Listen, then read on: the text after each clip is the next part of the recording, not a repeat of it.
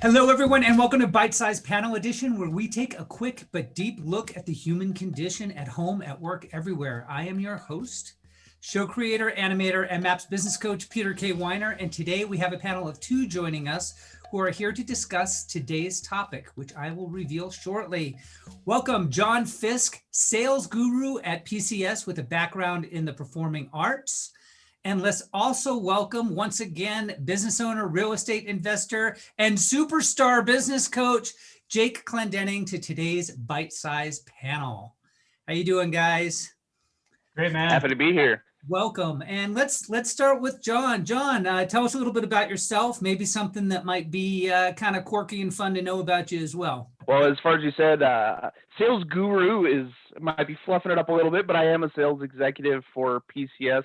That is Petroleum Card Services. We are a merchant services provider. We do credit card processing for the petroleum industry. So we specialize in a very niche market, but part of my mission in life is to start taking the products and services we've cultivated and start spreading outside of our target market and start helping the mom and pop businesses in our own backyard. As far as it goes for something quirky, I'm realizing I might be giving it away just because I didn't pick a more professional and less cluttered background behind me. So it may become apparent that I'm rather fond of Godzilla. It's just all over. Japanese monster movies, all that rubber suit goodness. Been obsessed with it since I was a little kid, and that's one of the things that I love to spend my disposable income on. So. Fair enough. Well, keep yourself happy, right? Keep your environment happy. It's what my mom used to always say. It's like, you know what? You can work as hard as you want and put food on the table to feed your body, but if you don't feed the soul as well, it doesn't matter. Absolutely. All right. Well, great intro, Jon. And Jake, we know Jake, but I just wanted to say Jake has had a phenomenal week. He's taken on clients like the Titanic took on water. I just want to congratulate him. Congratulate him for that. Maybe I could have come up with a better example. Yeah, I was gonna say that's what I do. I do visuals. Jake, tell us about your week and tell us about maybe something else new that we don't know. We're running out of them, but I'm sure you can come up with something. Yeah, we'll find something. I love the Titanic taking on water because it's very poignant because my wife was out of town last week fishing. So I was having to do it all. So yeah, in point of fact, it did kind of feel that way a little bit. There was no glacier involved, but yeah, it was. We were swimming, man. We were going for it. It was a good week.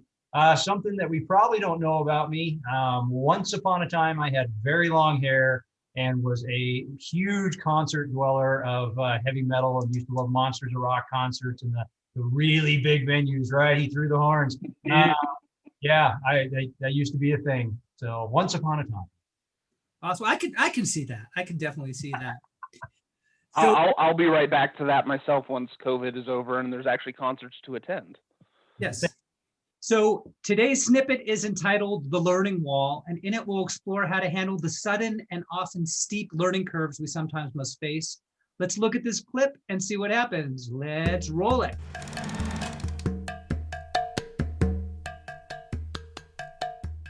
Sometimes life changes so quickly, it feels like you can't keep up. Maybe you have to take on a new skill set, or you have to make a radical change in your business just to survive. Whatever it may be, you didn't plan for it. And now you find yourself smack in the middle of something that you did not sign up for. When this happens, you might find yourself in a situation where the learning curve is so steep, it feels more like a learning wall. You want to turn back, but you can't because the bridge behind you is out and the creek is rising fast. Given the choice between climbing and drowning, you start up the wall. It's a struggle at first, but hard as it is, you manage to slowly inch your way up above the floodline. You're safe for now, but you're still precariously clinging to the wall. Not at all comfortable. You catch your breath, look up, and find there is still a good ways to the top. So now you're in it. Intellectually, you realize that up is the only sane way to go, but emotionally, you're still attached to that flood below, and you expend a lot of valuable time and energy wishing that that bridge were still there and wanting to go back to that old familiar road. So you look back down to check, and yep, it's still underwater. As you focus on the ever-growing current below, you become drawn to it. You become dizzy and start to lose your grip. Keep this up and you will end up back in the drink. So you force your eyes away from the flood, focus up, re-grip, and count how many stones until you get to the top. You plan your path and follow it one stone at a time, never looking down again, until you can safely straddle the upper ridge of the learning wall. So you look to the other side towards the new road ahead, a road you've never seen before. And now that you've climbed this wall, the road looks tame, doable. You've arrived. Learning is never comfortable under the best circumstances. To truly grow and adapt, we must become methodical and intentional and be willing to sacrifice our old ways for new and better ways, purposeful ways. So, where is your learning wall, and how long has it been in your way?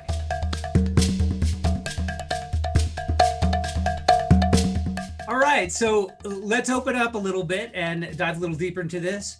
Jon, let's start with you. You are our newbie. What was your key takeaway from this video, from this concept? One of the first key takeaways is making sure that you understand that you have to side with the intellectual side, what actually makes sense. And that was that decision to go forward, to, I wouldn't say burn the bridge, but leave what you had in the past and actually commit to this new path.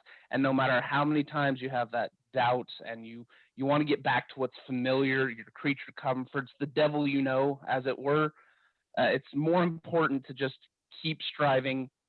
There's a reason you left it behind. That's what you need to focus on, and that's what will drive you to continue forward on the new path that you're blazing. Yeah, well put. Well put. I really like that. Jake? Yeah, so I love what Jon said about it's a decision to move ahead, right? We have to make that choice. I'll bring this up. So like we've seen this graph before, right? It's not just the learning wall. That's also if we look at the one thing, it's E to P. That's entrepreneurial to purposeful.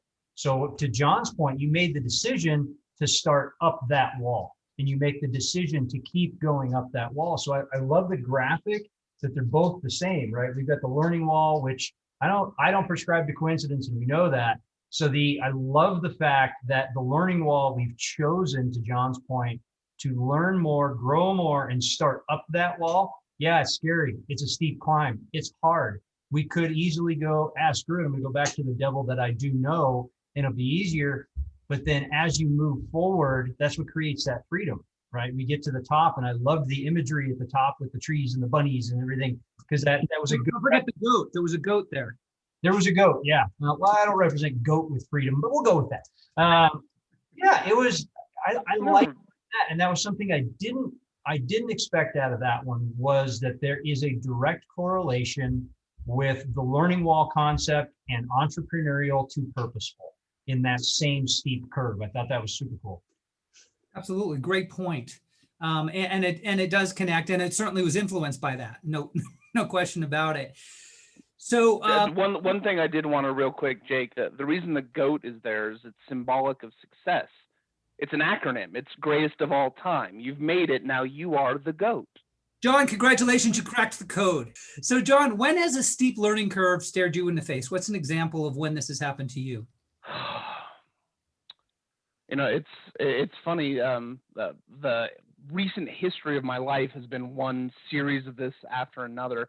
It's not even been so much learning as it is just the struggle of jumping careers. As you mentioned, I have a background in entertainment. So when I started out, I was doing choreography, acting, directing, writing, stage managing in theater scenes.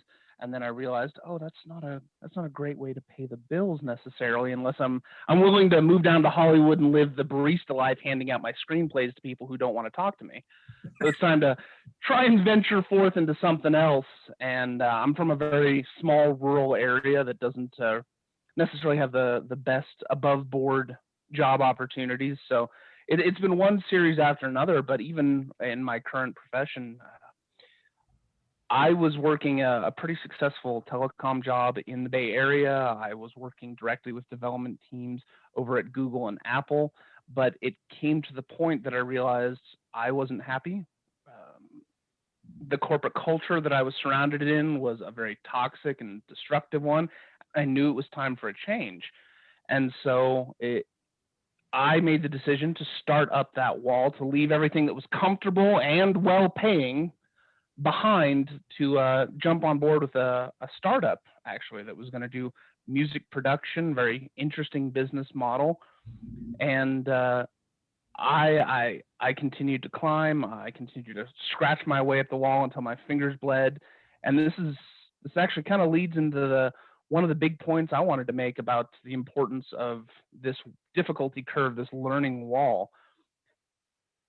The reason I highlighted how important it is to just keep to it and not going back is sometimes going forward and up just isn't going to be feasible. The reason I say that is it turned out the startup I ended up working with, um, the CEO was wanted for tax evasion, and so I got involved in an FBI investigation. And so this entrepreneurial spirit of mine hit a roadblock, but I knew I wasn't going to go back. I wasn't going to go crawling back to something that I knew I left for a reason. I needed to stick to that decision. So rather than just trying to continue up, sometimes with this learning wall, you have to know to go to the side.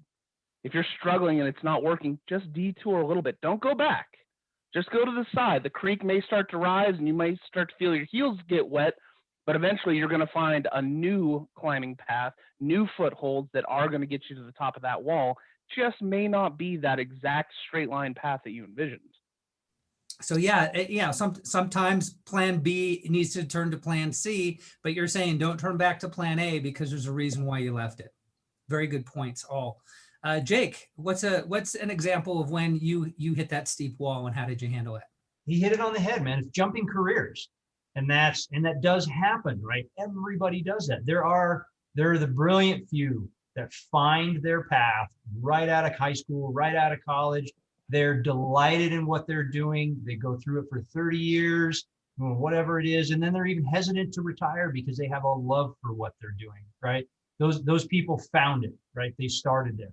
And there are others of us, guilty, that have changed careers, right? We make a change and we bring with us a skill set that we have learned over the years and try to apply it going forward. So we're looking for different things. Coaching is a great example. This was a natural progression for me from one industry into another as I had started to lean into it.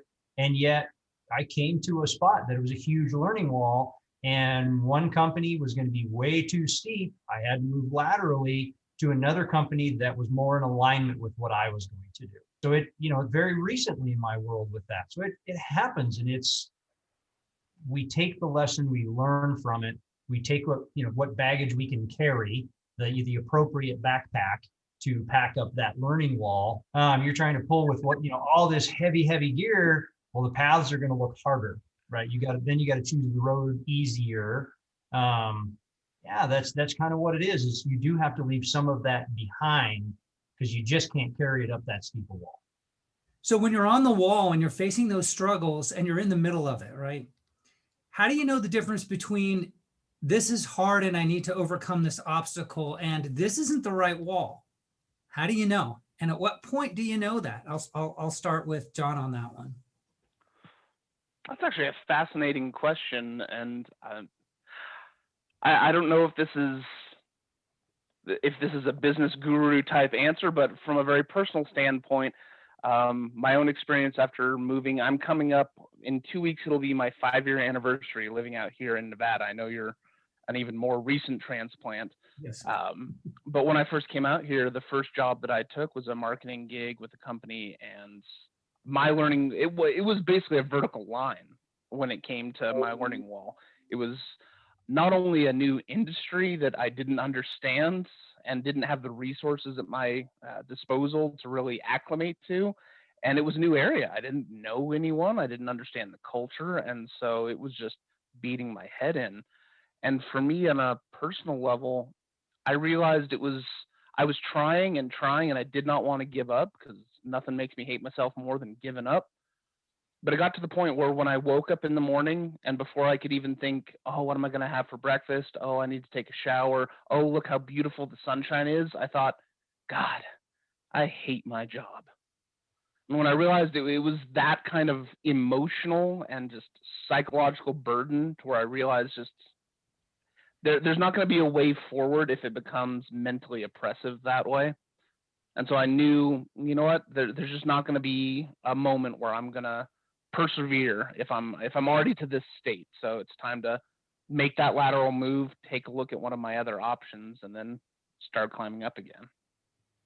Yeah, and you make a good point. Your daily existence, your emotional barometer is telling you something, and how do you listen to it and move forward? That's that's another thought.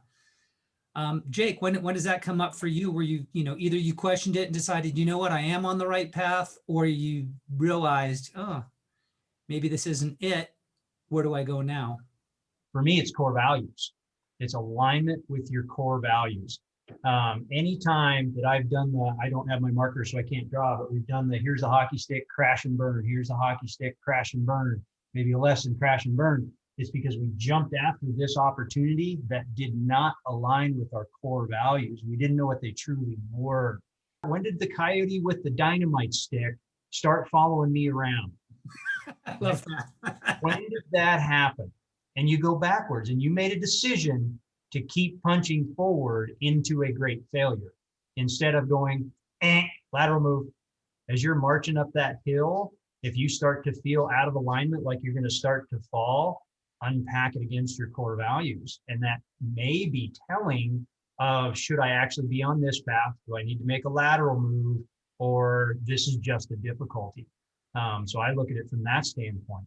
If it is not in alignment with my core values and it sucks, well, I need to unpack that further, because there's something clearly telling me that I need to pay attention to what's going on right now. To that point, I think that's where part of the big struggle comes is, as we said earlier, intellectually in the video, you say, you know that you've made this decision to move forward. This is the right thing to do. Maybe emotionally, you want to go back to that comfort zone. But at the same time, you can't ignore the emotion. Even if it's telling you to retreat, you have to ignore that part, of course. But at the end of the day, you have to listen to your gut. I mean, we are well-tuned machines. Like, the emotional aspect of our professional lives is important. You can't ignore it. It's going to be a compass for you and tell you whether or not you are heading in the right direction. So it's that constant juggling act between knowing what the right path is and then listening to your gut and feeling what the right path is. Biggest pieces of maturation over the last 5, 6, 7 years is just learning to actually trust my gut. I'm not quite as smart as I think I am. My own soul, my own heart, my own gut, it's going to actually show me the way. I just have to listen to it. If we make a plan and then don't stick with it, we're pretty hard on ourselves. We're like, oh, I failed. Well, no, it could be a readjustment. So let me ask you this. We've talked a lot about making conscious choices. So John, can you think of a time where you were halfway up the wall and you went, oh, no, I need to go back. And you look back and there was the flood. There was no going back. The bridge was gone. Quite absolutely. Again, back to the telecom job, I was working right there in Silicon Valley, because it was such a toxic culture, and I left and I went to this new job and this new endeavor. There got to a point where I was realizing I've just completely cut all my lifelines. I'm out in a new town that I don't know anyone.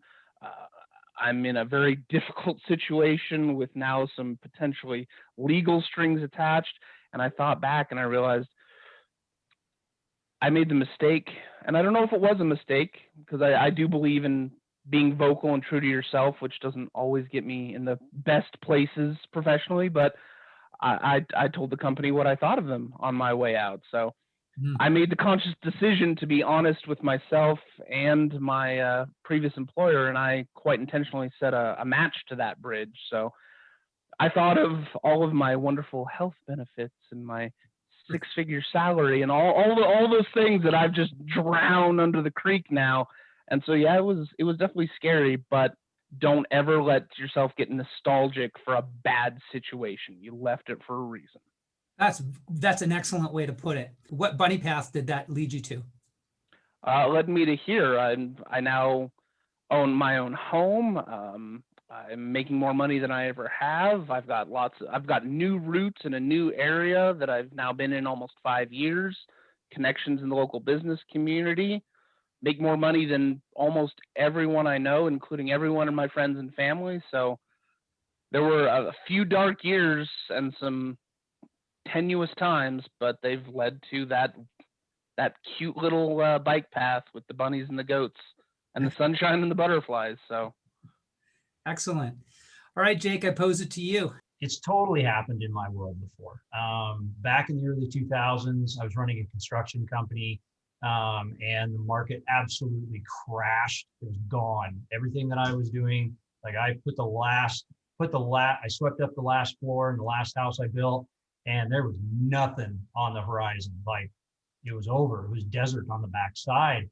And we had to make a massive life choice, and we left and moved to Alaska because that's the only place it was happening. We left family, we packed up the kids. It was excruciating for a while. We had a great run while we were there, and it ended up being the right decision for us.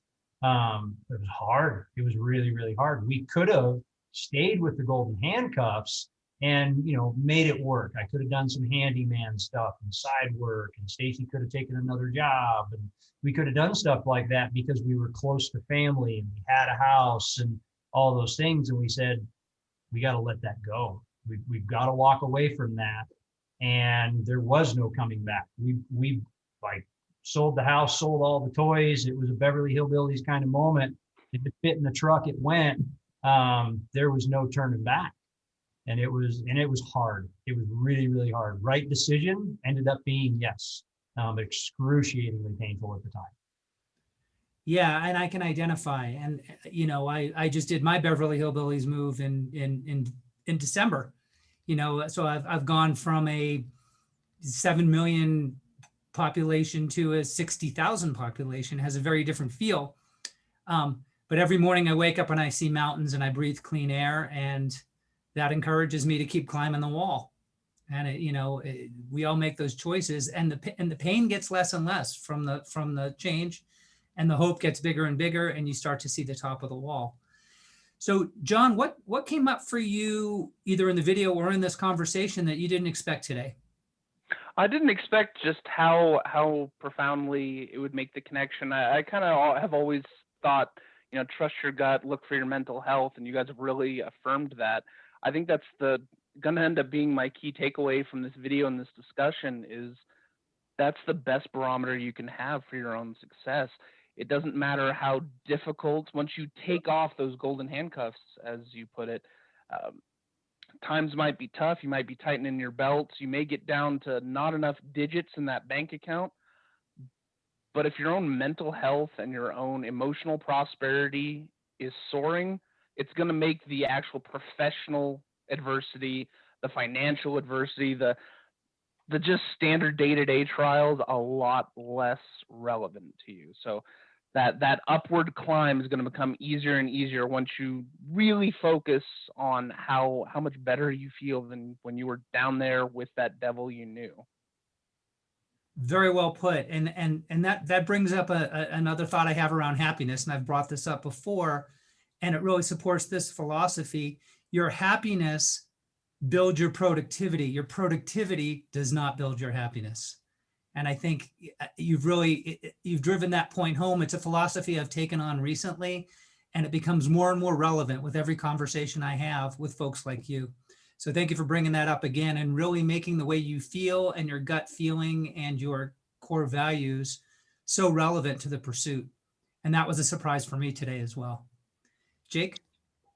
Greatness is on the other side of comfortable, right? It's on the other side of that. You got to get over that, get uncomfortable, tighten that belt, to John's point, get down to those low digits sometimes, because greatness is on the other side of that. And if we back off of that, who do we have to blame for that? It's not society. It's not anything else. It's not a job. We made the decision, to John's point, when you make the decision to go forward, commit to it, and commit to the decision that's in alignment with your core values. Because that's what's going to start with, my core values are good. We're in alignment. I am happy. Cool. This is going to be amazing because I am happy moving forward with it. Thank you, John and Jake, for being on our panel today. If you like what you saw, don't forget to like, comment, and most importantly, subscribe to this channel. We will be back again next week to explore winging it. We will see you all then. Thank you guys so much. This has been so much fun, very insightful. I can feel the growth. Now I'm really excited for next week's, because now it sounds like you're really going to be speaking my language, winging it. When has that worked for you? When has winging it really set you up for success? I find winging it has caused both all of my greatest successes and all of my greatest failures, because I find it's easiest to stick with your core values if you are winging it, for me anyway, because then I know I'm not trying to overanalyze and decide this path makes the most sense, or this set of values, this decision, well, it worked for other people, so obviously it'll work for me. No, if I just go with the flow, be water, as Bruce Lee put it, then I know I can only react in the way that I uniquely would with my own personality, my own experiences, my own core values. Guys, thanks so much. What a fun show this was. Indeed it was. It was a pleasure to meet you, Jake, and I hope I can return again. This is a great program. Awesome. Yeah, Tom, it's great energy, man. I love getting new people in that have some different insight. It just causes new thought processes and new questions. So it's a lot of fun.